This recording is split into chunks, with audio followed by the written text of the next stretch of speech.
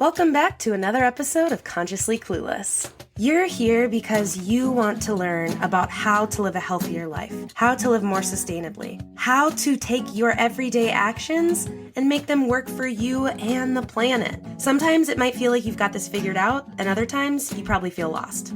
That's why I'm here.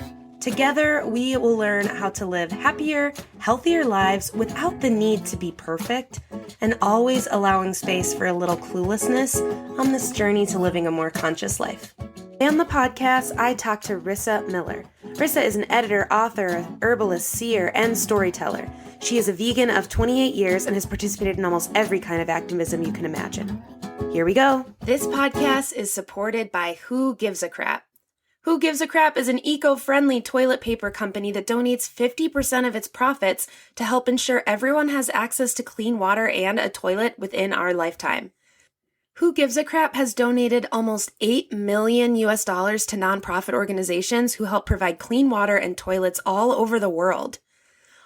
Who Gives a Crap is delivered straight to your door with carbon neutral delivery. I love that it comes that way. I don't have to think about it. It's an automatic subscription, and I want you to try it. You can check out Who Gives a Crap and get $10 off your first order over $54 with the code CARLY10. That's CARLY 10, or check out the link in the show notes. So if I'm putting you on the spot right now, how do you feel right now in this moment if it were a spectrum from clueless to consciousness? I would say, as usual, I would place myself in the middle.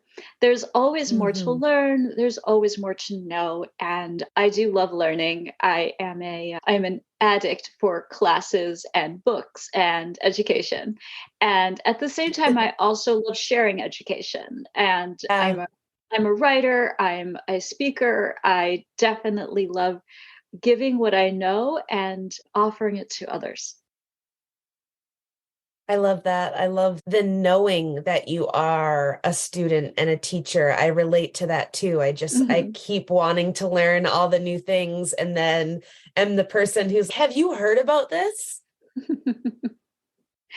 Absolutely. And, I think no matter where you are on your path, there's someone ahead of you and someone behind you. So it's important to remain open and also to keep sharing. Yeah, that's so true. So you are a food editor for Vegan Journal. I am, that's right. I'm actually the magazine's senior editor. Oh, that's right. Okay, I'm sorry. Yeah. I think I looked at an old bio and then saw that when you emailed me, I was like, oh, she's actually the senior editor, which is an important title switch. I apologize. Oh, no worries at all. And I wear many hats for the publication, but I was part of the team responsible for taking it from Vegetarian Journal, which it had been for over 30 years, to Vegan Journal at the beginning of last year. The publication is 40 years old, and it has only had vegan content for most of that time, but did not go by the name vegan until just recently. So I'm very proud of that switch. And I think it's a distinction worth noting. I thank you so much for sending some of these over. It was so fun to look through. It's always not only, of course, for food and everything else, but it's always just so fun to see other people's stories, how other people are getting on in this non-vegan world. So it's really a lovely publication. It is. And it's great that it does share the recipes and food and ways to incorporate more vegan and plant-based foods into your world. But it does have scientific updates and stories of activists. And it really runs the spectrum. I really loved that, specifically the science, the update on the science, because there's not a lot of vegan journals doing that, or publications in the same way that are really popular, like keeping up to date on the science. And that's so cool and so needed, and in a way that is digestible, so you don't feel like you need a medical degree. Right. Yeah, we are very lucky to have Dr. Reed Mangles who does that. And she is really excellent at digesting a huge medical write-up and making it accessible to an average reader. I really did feel that. So I appreciated. So Absolutely. you have been vegan for quite some time. Yes. And 28 years. 28 years. I would Yeah. love to hear about that journey and how did that start?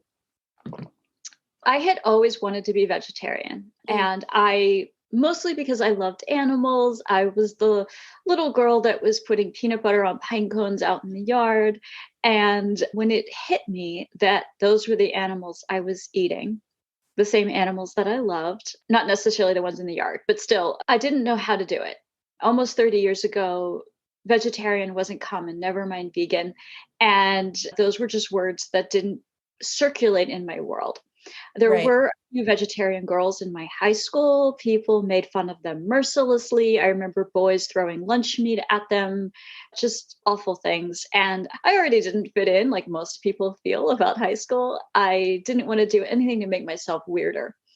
But when I was 20, I got really sick. I have an autoimmune disorder. And one suggestion made to me by a dietitian was she's like, you could try this extreme total vegetarian diet, which was a common way at the time to describe veganism. Mm. And I got well. And it made a huge change in my life. And it felt like it was so much part of my path because I already wanted to go that way. Yeah. And working within that framework, I was given books and resources that made it possible for me to understand the right way to go about it. And it was actually super carb heavy, which isn't stylish today, but it definitely changed my life. It changed my health. It became a more complicated thing over the course of years to control my autoimmune disorder because stress became Mm. a factor. Mm-hmm. But I will say that the plant-based diet, the vegan diet, not only fit my heart and my ethics, but it suits my body perfectly. And I understand that not everybody feels that way. But Right. for me, after almost 30 years, I don't feel tired. My skin looks amazing for being almost 50. I have always been just naturally trim. I have plenty of energy. I don't get a lot of brain fog unless I'm exhausted from overwork. I would say that this way of both living and eating has truly supported optimal health for me. Wow, that's really lovely. And I appreciate you sharing that story because I also fell into the vegan world officially because of my own health first and Mhm. figuring out some things personally. And I think that there are people who think they need to maybe learn about this for some bigger reason, and those are beautiful and they'll probably Yes. come because it's a domino effect. But if Yes. you're starting with your health, that's a great place to start because it's really important. It is. And, all the good that anybody wants to put out into the world, you have to have your health first. You have to have the time and energy to devote to the causes you care about, whether they're animals or environment or whatever else it might be that moves you.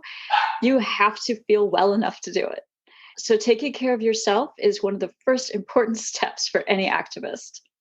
Yes, it is so true. And I've continued to learn that message as I move through this journey, not only saying that, but practicing what I Mhm. preach.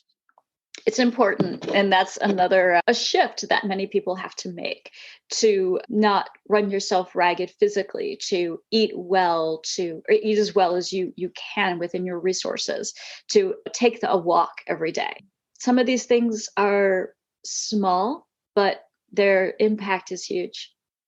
Yeah, they really are. And you see the impact when they're not in your life after you've gotten Exactly. used to those habits and you feel Yep. so out of sorts. Yep, absolutely. I would not describe my diet as whole food plant based. That is a very strict regimen. I did it for 7 years. And I would say that I like to eat whole food plant based. It is not always within my time frame. It is Hmm. not always practical for me, especially because I only cook for myself. Making large quantities of food, sometimes that's just not practical. But I do try to eat a salad every day. I do try to make most of my food. Now, on the flip side of that, you have to balance it. I do enjoy going out to eat, supporting restaurants that are offering vegan options. Yeah. I think that one of the most important ways vegans vote is with their money. If you go out and you support vegan options in restaurants and you support vegan businesses, they'll thrive. There'll be more of them. If you don't, they won't. It's really a simple equation. You have to do your activism with economics as well. So you're 20, you go vegan, and you're starting to appreciate the diet and the lifestyle. Was it early on that you thought this is something that needs to also be a part of my career and my work? Oh, that wasn't a possibility initially. Yeah, that wasn't something that even came up as an opportunity until much later in life. I was a journalist initially. I have been a commercial photographer and journalist for many years. And I would say that there were volunteer opportunities early on, but not as many career opportunities. As veganism has grown, as the movement has grown for all the reasons, there have become more and more professional spaces for vegans to do vegan work. And more vegan businesses, more vegan restaurants, more vegan businesses, period. Right. I even see vegan soap shops now. I can think of more than one. It's really exciting to see these changes happening. And I can tell you that 28 years ago, asking someone for vegan soap was saying, do you know where I can find Bigfoot? It simply wasn't a thing. And now you can buy vegan leather shoes. It's been a long journey for veganism. I can definitely say that when I first started using that word, people didn't know it. Nobody was familiar with it. My friends weren't familiar with it. My professional colleagues weren't familiar with it. I had to stop and explain what it was to be vegan. Yeah. And so many people went, that doesn't sound healthy. That doesn't sound safe. It's so extreme. I didn't feel that way. It felt like a natural fit for me. And I never was the person who wanted to explain to someone why they were wrong.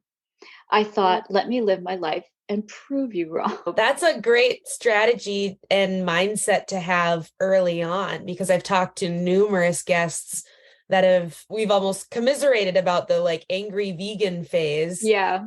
When you wake up to that part of the world and you're just like, why is nobody listening to me? I have the answers actually. So, but you have to evolve past that. In some ways, not that anger isn't right or isn't valid and can't be used in productive ways, but telling people what they should do, it turns out, doesn't really work. No, it's not an effective strategy. Not in any part of life, actually. That's another important lesson to continue to learn. So when did you start working with the Vegan Journal? I started initially in college. I took some pictures for them.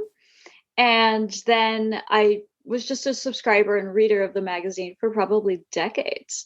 Then a few years back, maybe 7 or 8 at this point, I started taking pictures for them again. And then in 2018, I signed on as the senior editor and took on a lot more responsibility for the publication. That's incredible. And what a full circle moment to have taken pictures for them in college. Yeah. And then here you are. Yeah, it was a really cool thing. And it's interesting how in life, sometimes the groundwork you lay years ahead, you don't know what it's going to be. And you don't know how things are going to evolve. I always tell people, don't burn bridges. Leave situations with grace and recognize that even sometimes challenges are simply learning opportunities. And I've left difficult situations in my life. I've tried to always move forward with grace. And it wasn't difficult moving in and out of this situation because it's a great magazine and a great company. They are a 501c3 and they're really committed to the vegan cause. Working with them has always been a pleasure. And I bet not only having been a reader, but even being a part of the team for 8 years, just in the last few years, things are rapidly changing. And to be a part of a publication like this in that vegan world, I imagine you get to really see and witness in a way that we might not all be paying attention to, of how quickly things are changing and have a pulse on that. That must be, you can tell me, a little bit overwhelming, but also pretty fascinating. It's exciting, actually. I don't feel overwhelmed. I'm not going to lie. I never thought we would see this day. I never thought we'd see a day when you can go into almost any Burger King in the country and get a vegan burger. I'm happy it's here. I didn't know that I would live to see it, and we're Yeah. living in it. It's real. And I am excited for what the future can bring. I'm 48 years old, and I think a lot of people who are in generations younger than me see the value in eating more plant-based. And even if they're not fully vegan, they embrace a lot more plant food. They embrace plant-based cleaners. They embrace Yeah. plant-based clothing. And they understand that we are the stewards of the earth. We're not here to take advantage of it. We're here to care for it. And if we don't, it won't care for us in return. And when you say that, we have to just pause. When you say that, it's so seemingly simple, right? Right. Like it's such a baseline understanding of how the world works. Sorry, I just have to pause on that because it's like when we say these things out loud, oh yeah, it turns out that you have to take care of the earth, so it takes care of you. And for some of us, it's, oh yeah. Oh yeah. There's no such thing as a limitless physical resource. And even think about it in the terms of your own life. You're going to run out of toothpaste, right? Yeah. And if there's no more, there's no more. That's a silly example, but within the context of the larger planet, of our species, we have to take care of the water. We have to take care of the land. We have to take care of the animals and the insects that we share this planet with, because we all rely on each other. And I feel like a lot of people get this tunnel vision where they don't understand that there is interconnectedness, that Absolutely. everything we rely on, the materials to build our homes, to fuel our vehicles, to eat, to feed our beloved pets, it all comes from the planet at the source. And if we don't take care of it, there's going to be a major problem. That's a nice way to put it. Yeah, there's going to be a real big challenge for humanity. And I think that when you watch a movie that's about the environment, it becomes overwhelming. You think, I have to do all these environmental things. I have to get a different car. I have to rebuild my house. I have to XYZ. It's, what decision can I make differently today without having to buy a new car? What one decision can I make differently today without putting a new roof on my house with solar panels? Like, it doesn't have, those things are great. I drive a Prius, but I didn't always. It's a place I arrived at gradually. I didn't have the kind of budget to just go get a new car. And most people don't. If you do, great. If you don't, do what you can. Can you make one decision differently? This is a little thing I do. I'm a big tea drinker. I drink a lot of tea. I like to I don't have compost where I live, but I do have a garden. So I can take my tea bag when it's done and put that into my garden. It nourishes the garden. It's not in a landfill. It's not a huge thing, but it's one small decision that I can make that is benefiting the earth, that's not causing more landfill waste, and it's actually helping my garden where I grow food and I grow flowers for pollinators, and it becomes a better part of the system. But it's a little choice. Each day, we all can make these same little choices. I really appreciate that reminder too, because it can get really overwhelming and feel like, why try, honestly? Like, why even start? Because there's so much I should be doing. I'm so behind, whatever it is. So those reminders of the everyday things that actually can make a difference does start to shift your mindset, because then you start to notice things out maybe at a restaurant, or you start to see things a little differently. Like, it starts with one thing and it's so cliche. I can almost guarantee you it'll lead to more awareness and more habits that you'll be doing that you never would have thought you were. Absolutely. And I feel like a lot of people get that overwhelm initially, and the sadness that comes. There's definitely a sadness when you find out that climate change is real, that it is affecting everything. And I know for me, it lasted for weeks. That the sadness, the overwhelm, there's nothing I can do that will matter. Everything I do can matter. And I try to incorporate that into every decision I make. I don't have a solar panel roof. Maybe someday I can work that out. Until I get there, I can make small decisions that accumulate and build Right. up to be a bigger impact from me personally. Yes, I'm vegan. Yes, I drive a hybrid. And those are probably bigger contributions, but I would have done those things anyway. And I mostly use clothes now. I almost never buy anything new. And the same with furnishings and things around my house. I try as much as possible not to support the need for something new to be manufactured for me. It's not a perfect system. Some of my vegan cheese comes in plastic that's not recyclable. I don't eat it every day. I do the best I can. At this point in my sustainability journey, I have tried lots of products. Plain Products is a clear winner not only with their product, but their mission to eliminate single-use plastic from the bathroom. Offering a line of toxin-free personal care products, Plain Products come in aluminum bottles that can be sent back and refilled time after time.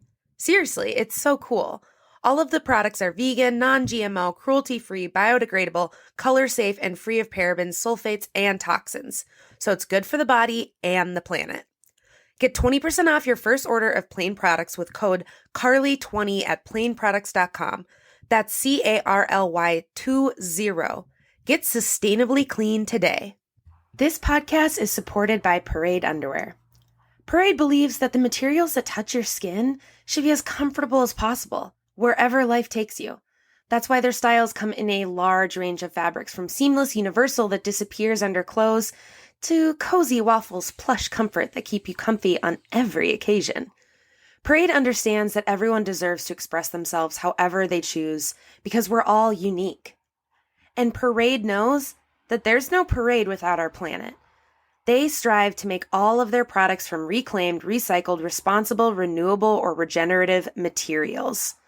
This is really a win-win-win. I love Parade. I've been wearing them for a while now, and I can't recommend them enough. And of course, we love the mission. Use code consciously.carly for 20% off your first order.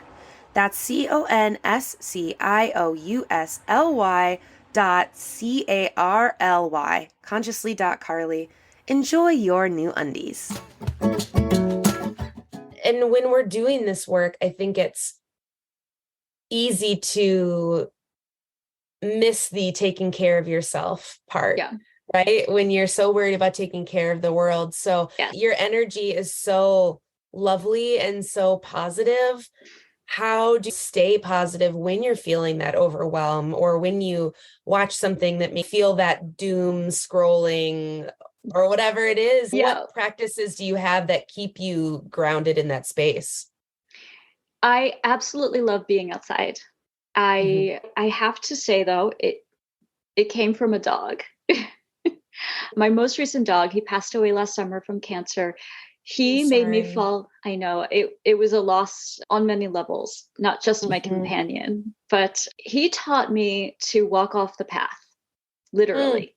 He came from a situation where he'd been a wild dog, and he didn't understand the need to walk on a path in the woods. And because of him, I learned that I didn't need to either. That was my choice. When I fall into any sadness, it used to be that he and I would just go out for a walk, and I called them our adventures. But he taught me that there's so much more to see off the path. And to this day, I still love walking off the path because of him. Obviously not trespassing, but that's like good clarification. Good clarification there for anyone who's, I've always wanted to explore my neighbor's property. Not that. I wondered who that lady was in my backyard last week. Exactly. On an adventure. But more, this is another dog barking right now. Yes. So if you hear it, I apologize. That's actually my roommate's dog. But I think that just getting regrounded, and for me, that's being outside. It is now walking off the path and exploring the plants and the life that grow beyond the edge of the forest way, and really seeing the miraculousness, is that a word, of nature. It is now. I feel like I've met so many plants and trees and insects and birds in this way that I otherwise would never have had knowledge of or would have just known in passing. In fact, because of this habit of walking off the path, I have studied foraging. I have 500 hours of study in foraging. And yeah, and I know these plants now. I Yeah. understand their habitat. I know who likes to grow next to who. I know what it's a sign of when something isn't quite right in the forest, or there are more shrubberies than there should be in tall trees. Grounding. It is. And these things are all messages from nature. They are ways that the plants are communicating with us, what their needs are, what their wishes are, what we're doing. And it is a fascinating language to learn. So whenever I'm watching the news and I get down because we're going to go cut down more national forests to harvest or any number of other things, I find my way back to the forest. I find my way back into nature and I get grounded again. And unless there's poison ivy, sometimes I do like to do actual earthing, which is where you take your shoes off and like literally connect with the earth. Are you familiar with earthing? Yes. Mm-hmm. And if I'm in a situation where I can't do that right away, I will even go into a city park and just sit under a tree or sit and look at somebody's garden. And it always brings me back to remembering that no matter what people in power do, we're still all connected, and that they have their reasons, their understanding or their lack of understanding, and that only by extending compassion can I find peace within myself and move forward in any way that's going to be effective. I just want to like copy paste that, or maybe I'll just start giving you a call when I'm feeling down, because your positive energy is palpable and is so beautiful. So thank you for sharing that. Thank you for saying that. That was very kind. Yeah. And so I think for a lot of people, when you not only are maybe going vegan, but you are getting excited about plants and diving into the environment, and again, that domino effect, you Yeah. start to see plants as healers in such different Mm-hmm. ways. And I know that's some of your work as well in teas and divination. And I would love to hear a little bit about that, because I have lots of interest in that arena as well. And I would love to hear how you got interested in that space and what work you do in that world. So my interest in plants literally goes back to childhood. A million years ago, roughly, my parents, give or take, a few decades ago, my parents took me on a trip to New England, and we saw a place that was literally a cottage surrounded by an herb garden. And my full name is Nerissa. And the woman who tended this place and who ran this little herbal paradise, her name was also Nerissa. Wow. I haven't met very I've many never others. heard that name. Yeah, it's actually from Beautiful. mythology. And I have only met 2 other Narissas in my whole life besides her. Wow. But I remember I could still see parts of her home, even though I was a really little kid. This was more than 40 years ago. I could still see parts of her home and garden like I was just there. And something about it truly spoke to me. My parents always gardened. They've always grown herbs and food and flowers. So I grew up in that environment, but it's clicked that early in the game. And when I was originally diagnosed with my autoimmune disorder, after I was well enough, I went to an herbalist. They weren't around like they are now. I had to actually go to another state to find one, but I did. And I found an herbalist. I said, I would rather treat this proactively with plant medicine than with a bunch of pharmaceuticals that have side effects literally that were terrifying to me, like leukemia. Like that's not a side effect I want to deal with in my medicine. So I made new friends like chamomile and turmeric and lavender, and I learned a lot about plants for my specific condition. Over the years, I also used the services of an acupuncturist, of chakra balancing, and all of these things definitely played a role for me. They all made a difference in my life and helped me pivot my own health and my own way of seeing the world. So yes, herbs have always been part of my path. And it has only been in the past few years that I resumed seriously studying both foraging and herbal medicine. I just completed my herbal medicine class and got my entry level guild membership. I'm Wow. still at the beginning of that, doing it part time. It takes a while. It's okay. And I'm totally good with it. And I did the foraging track first because I wanted to know the plants immediately around me. I didn't want to necessarily have to import plants from another part of the world. Now, yes, when you're thinking about plants from other parts of the world, there's some that they're unique in what they do as medicine. Right. You can't find another. But there are lots of great plants that people call weeds in the United States. Mm-hmm. And we spend a lot of money on things like Roundup, which is, my opinion, is that it's a nightmare. I agree. You can say that. It's an absolute nightmare. To kill these weeds that are actually food plants and medicine. That it's ironic that a lot of times the things people are killing are things that could save them money on their expensive groceries, that could help with their sleeplessness, that could help with their GI troubles, that could even help with their heart or their urinary tract system. And instead they choose to kill them. With chemicals that are making those things worse. Exactly. I actually find a lot of beauty in things like dandelions. I think they are a fantastic plant, and literally every part of it is useful. What not to love? Yeah. You know, people spend all this time tending their beautiful roses and spraying them with goodness knows what, when really that rose, the leaves and the flowers and the rose hips could be healing them. And they could be, in return, healing that plant by not spraying it with all that crap. But it is an ironic situation we find ourselves in. And I fully believe that the plants are here as allies, that we evolved together. We're supposed to work together. Yeah. And when plants are taken in consideration with the role they play for wildlife, with the role they play for insects, and then this year, I'm going to start studying mushrooms. I've already been reading about how mushrooms and related species help trees talk to each other. It's incredible, right? It's amazing. It's amazing. It's otherworldly, but it's our world. It is. It does sound like science fiction, and yet it is completely solid science for those who believe science is solid. And I happen to be one of them. So I am excited to see where this particular year takes me in my studies. And I truly believe that everything we need is already here without altering it so dramatically.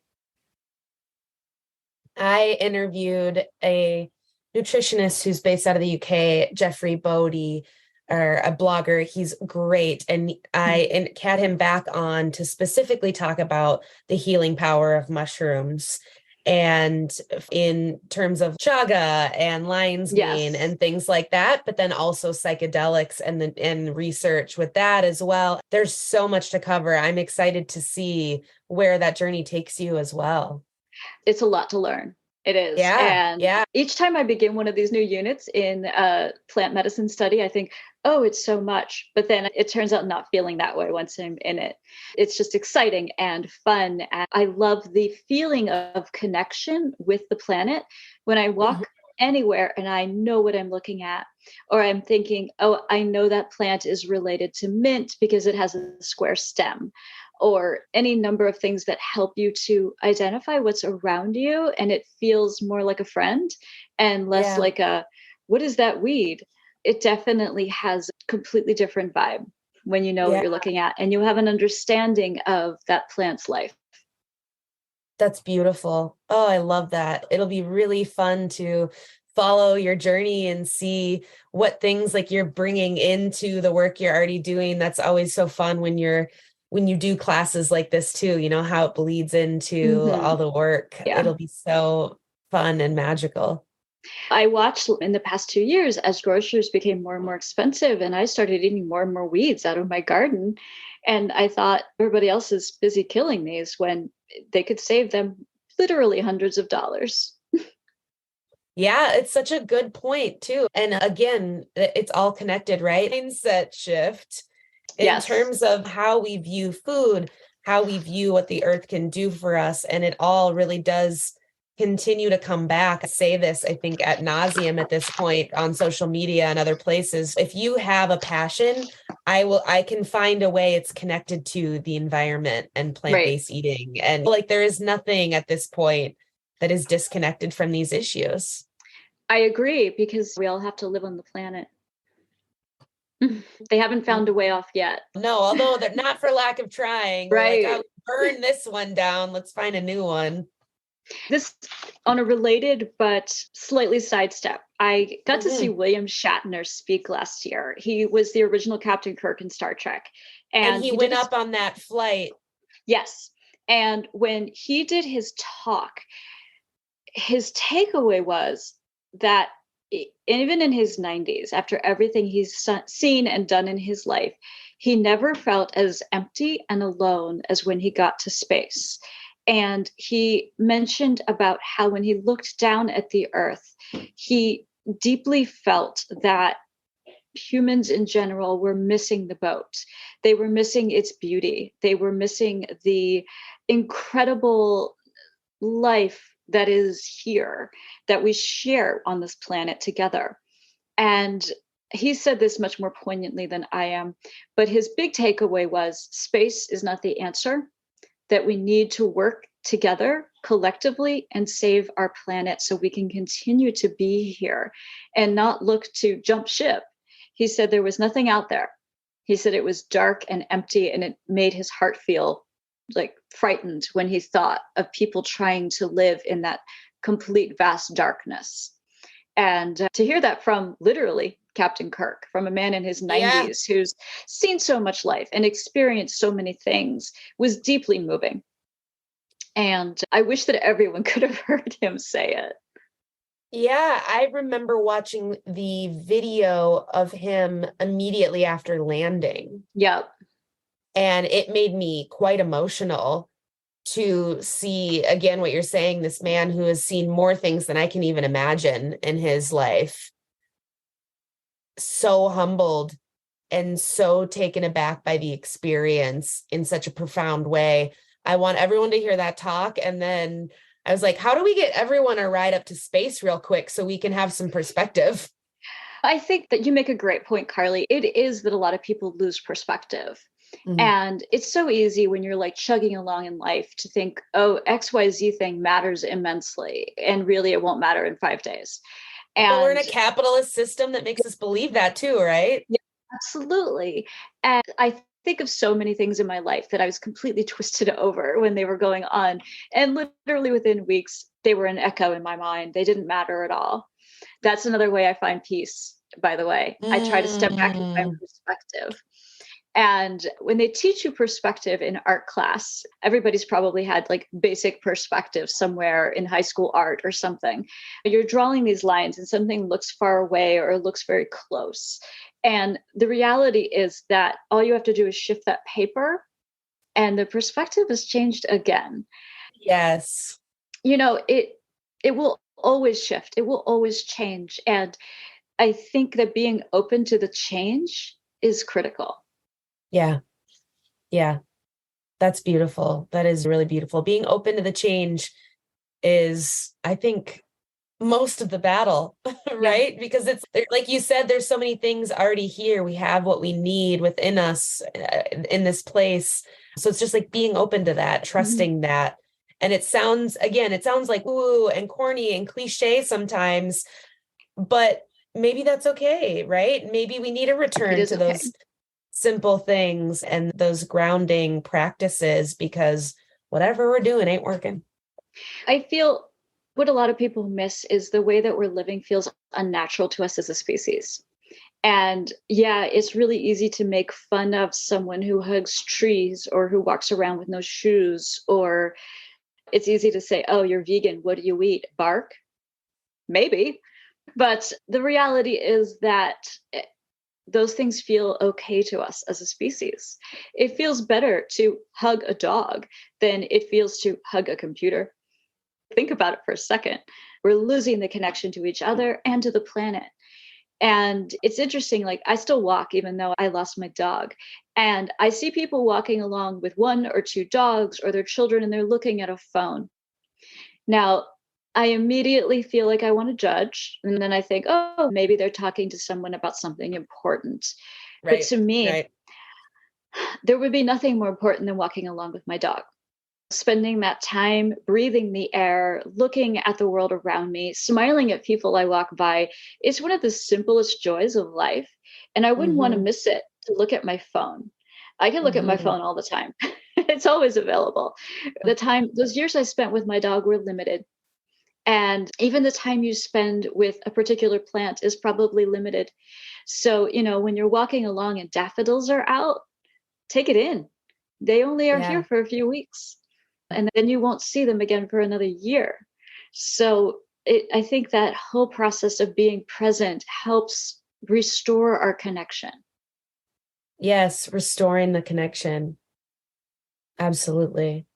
Is there anything you want to share with listeners that I haven't given you space to do so? Can I talk about how to get the magazine? Please do. All right. So, our newest edition of the magazine, I will hold it up here. It actually has an article about foraging. And yep, these gorgeous pancakes are made with foraged things. Yeah. And go to vrg.org. It is the parent company, vegetarian resource group that owns Vegan Journal. And then right at the top, there is Vegan Journal. You can click there and subscribe. Perfect. And then if people want to check out your work, how can people follow along or get a hold of you? I have a personal website at Tea and Smoke, like tea that you drink and smoke from burning sage kind of smoke. So teandsmoke.com. Perfect. I will put all that in the show notes so people can get a hold of you. Thank you so much. Yeah, thank you. This was really lovely. I so appreciate you sharing your time with me. I appreciate you having me on the show, and I hope that some of the experiences and perspective that I offered today are useful to your listeners. Thanks for listening to another episode of Consciously Clueless. If you're enjoying this podcast, please subscribe, share with your friends, put it on social media. Don't forget to tag me. If you're on Apple Podcasts or Good Pods, leave a review. Reviews and shares help more people to see the podcast and join in on the fun. If you want to make sure to stay up to date on future episodes, follow me at Consciously Carly on Instagram, Facebook, YouTube, or Pinterest, and head to consciouslycarly.com to sign up for the newsletter. Ready for more conscious living content? Check out patreon.com/consciouslycarly and join the exclusive community over there. And finally, if you're ready to take better care of yourself and the world, let's work together. Click the link in the show notes to head to the website, find out more, and schedule a free discovery call with me. Chat soon! Whether you're following a plant-based diet and looking for high-quality, clean-label protein, maybe you're managing severe allergies, perhaps you're committed to eating food that's good for you and the planet. At Joy, they believe everyone has the right to take control of what they consume. After all, in a chaotic world, the way we nourish our bodies is one of the few things we do have power over. Joy was born from the shared goal of creating high-quality, delicious, and sustainable plant milk. Concentrates of these different plant-based milks, options like cashew or hemp, are perfect for making a glass or using in a recipe. Get 10% off your order with code CONSCIOUSLYCARLY. That's CONSCIOUSLYCARLY. Consciously Carly for 10% off your order at Joy. Add some joy to your diet.